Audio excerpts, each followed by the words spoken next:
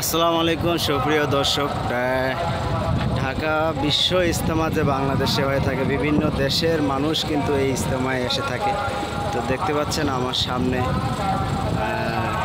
আমরা আছি কিন্তু তৃতীয় যে ইজতেমা যে ভাগ করা হয়েছে, প্রথম এবং দ্বিতীয় এবং তৃতীয়, সেই তৃতীয় ইজতেমার আছি আমরা। আজকে 12টার পরে যে আখরি মুনাজাতের মাধ্যমে কিন্তু আজকে তৃতীয় বিশ্ব ইজতেমা শেষ হয়ে যাবে এবং প্রতি বছরের মতো হয়ে থাকে। দেখতে পাচ্ছেন কি পরিমাণের মুসলিমরা বা যারা মোনাজাত করতে এসেছেন তাদেরকে দেখানোর চেষ্টা করছে যে তৃতীয় ইজতেমাকে কী পরিমাণের মানুষ এখানে জামায়াত হয়েছে, সেই বিষয়টাই কিন্তু জানানোর চেষ্টা করতেছি।